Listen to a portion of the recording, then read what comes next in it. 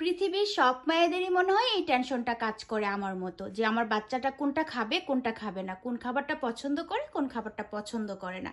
তো আমার বেলাও সেম, আমার বাচ্চারা কি পছন্দ করে কি অপছন্দ করে সেটা মাথায় রেখে আমাকে রান্না বান্না করতে হয়।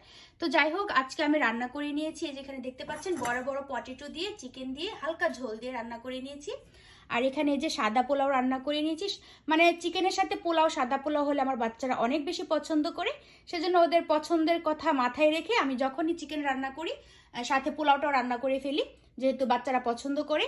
আর এখানে আমি রান্না করে নিয়েছি আমার গার্ডেনের যে টমেটো আমি ফ্রিজে সংরক্ষণ করে রাখছি, সেই টমেটো দিয়ে, তেঁতুল দিয়ে, পাকা তেঁতুল দিয়ে, ধনিয়া পাতা দিয়ে, তারপর হচ্ছে লাস্টে একটা রসুনের পুরন দিয়ে আমি ডালটা রান্না করি। একটু গাঢ় গাঢ় হয়, ডালটা আস্তে আস্তে থাকে, দেখেন ডালটা কিন্তু আস্তে আস্তে আসে, খুবই মজা হয় ডালটা, টক টক একদম।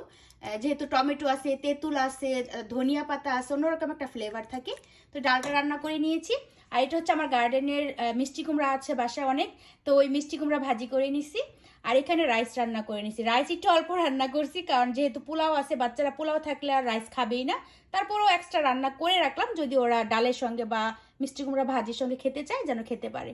তো এই তো টুকটাক রান্না বান্না করে নিলাম। মানে বাচ্চাদের পছন্দ অপছন্দের কথা ভাবতে গেলে মায়েদের যে কত সমস্যা, মানে ফার্স্ট ওদের প্রায়োরিটি, কারণ ওরা যেটা খেতে পছন্দ করে ওইটাই আগে আমাদেরকে কুক করতে হয়।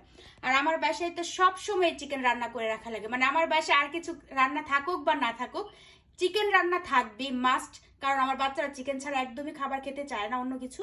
তো আমি যখন চিকেন রান্না করার সাথে সাথে পোলাওটাও রান্না করে ফেলি, কারণ আমি জানি চিকেনের সাথে ওরা সাদা পোলাওটা অনেক বেশি পছন্দ করে। তো এই তো আজকে আমার টুকটাক রান্না বান্না আপনাদের সাথে একটু শেয়ার করে নিলাম। আর একটু শেয়ার করলাম যে মায়েদের যে কত টেনশন বাচ্চাদেরকে নিয়ে, মানে বাচ্চারা কি খাবে কি খাবে না এসব নিয়ে মায়েদের প্রচুর টেনশনে থাকতে হয়। আর কি বলবো, আমাদের এখানে তো এখন প্রচুর ঠান্ডা, এখনই মাত্র রান্না বান্না শেষ করলাম, এই যে সবগুলা রান্না শেষ, অলমোস্ট না, রান্না শেষ। আর বাহিরের ওয়েদারটা তো খুবই ঠান্ডা ওয়েদার আমাদের এখানে।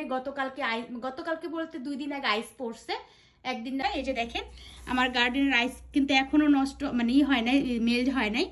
এই যে দেখেন বাহিরের ওয়েদারটা দেখেন কি অবস্থা, এই যে বাহিরের ওয়েদার,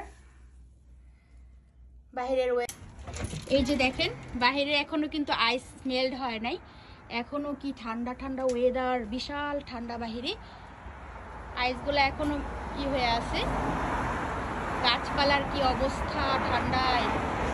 আর সবার বাসার সামনে দিয়ে এখনো আইস আছে, যে আমার বাসার সামনে দিয়েও কিন্তু আইস আছে, এ হচ্ছে অবস্থা। তো রান্না বান্না শেষ, সব কাজ শেষ, এখন যা শাওয়ার নিব, শাওয়ার নিয়ে এসে বাচ্চাদেরকে নিয়ে খাওয়া দাওয়া করবো।